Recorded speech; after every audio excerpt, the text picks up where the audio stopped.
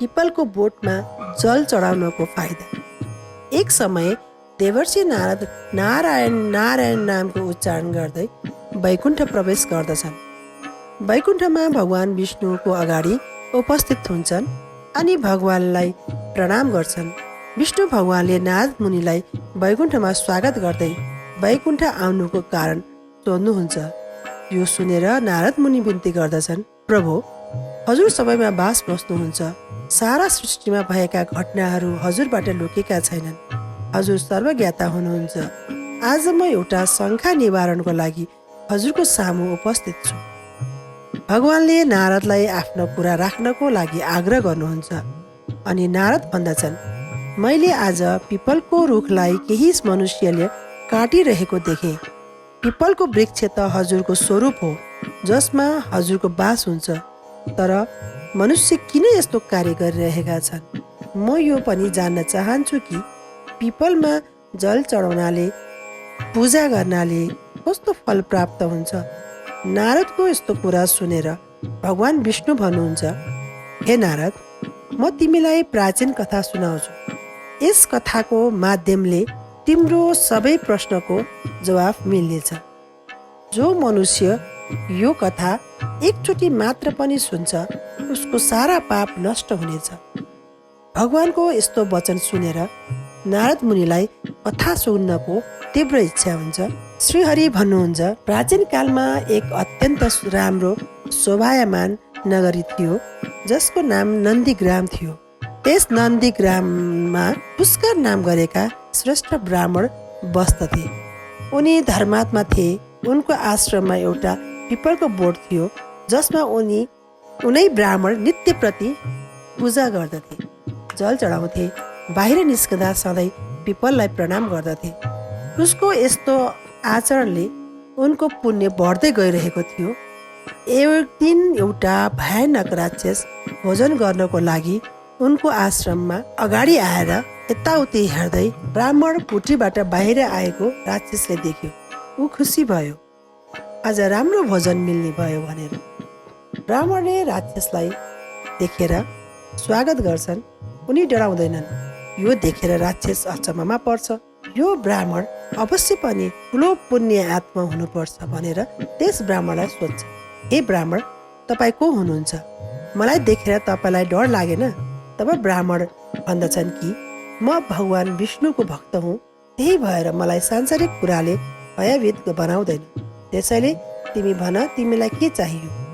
आऊ एकछिन पिपलको बोट मुनि बस भनेर त्यहाँ बस्न आग्रह गर्छन्। राक्षस त्यस वृक्षको मुनि बस्ने बित्तिकै भस्म हुन्छ र एक दिव्य मनुष्य उसको शरीरबाट बाहिर आउँछ। त्यस मनुष्यको राक्षस योनिबाट मुक्ति मिल्दछ अनि ब्राह्मण भन्दछन् कि यो के को वृक्ष हो जसको मुनि बस्ने बित्तिकै मलाई मुक्ति मिल्यो? तब ब्राह्मण भन्दछन्, यो पिपलको वृक्ष हो, साक्षात् भगवान विष्णुको रूप हो। यो वृक्ष सम्पूर्ण पापको नाश गर्नेवाला वृक्ष हो। त्यसैले तिमी यस वृक्षको समीप आउने बित्तिकै सम्पूर्ण पाप नाश भएर गयो र दिव्य स्वरूप प्राप्त भयो। त्यसपछि त्यो दिव्य आत्मा स्वर्गतिर गयो। एक दिन यमराजले आफ्नो दूतलाई बोलाएर भने, नन्दीग्राममा निवास गर्ने पुष्कर नामको ब्राह्मणलाई लिएर आऊ। यमराजको आदेश पाएर दूतले त्यस पुष्कर ब्राह्मणलाई जिउँदै लिएर जान्छन्। पुष्कर ब्राह्मण अचम्ममा पर्छन्, किन जिउँदै उसलाई यमराजका दूतले लिएर जाँदैछ भनेर। यमदूत भन्दछन् कि यमराजले नै लिएर आउनु भनेकोले तिमीलाई लगेको हो।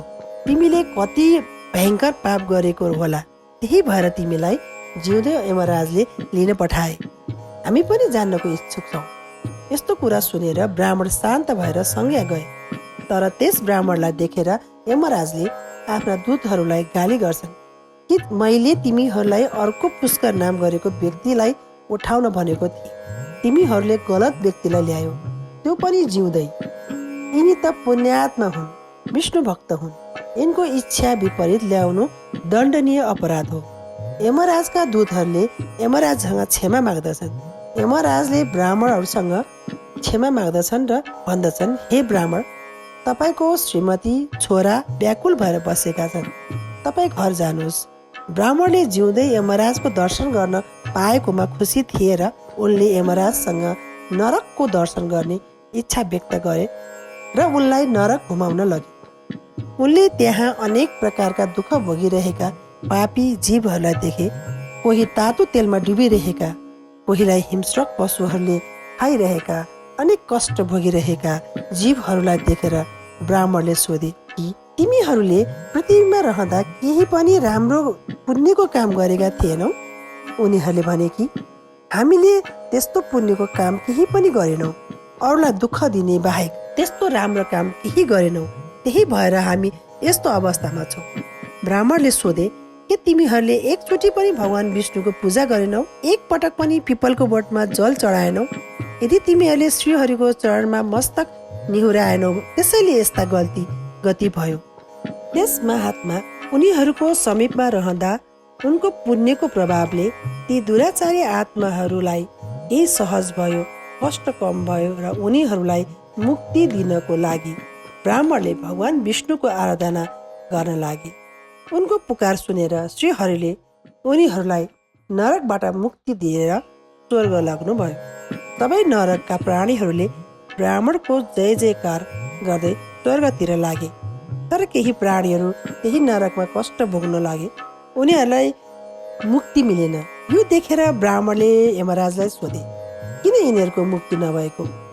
र यमराजले भने कि यी नरकमा रहेका जीवहरूले पृथ्वीमा पिपलको बोट काटेका थिए, त्यसैले यिनीहरूको मुक्ति नभएको।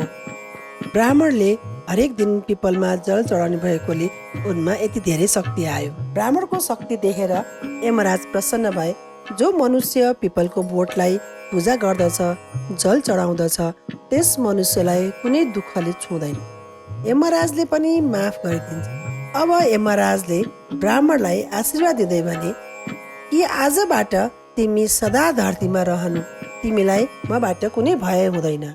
जो मनुष्य तिम्रो समीपमा रहन्छ उसलाई पनि नरकको गति हुँदैन, उनको कहिले पनि अकाल मृत्यु हुँदैन भनेर ब्राह्मणलाई वरदान दिए। र ब्राह्मण पनि पृथ्वीमा फर्केर आए र पहिला जस्तै पिपललाई जल चढाउन लागे।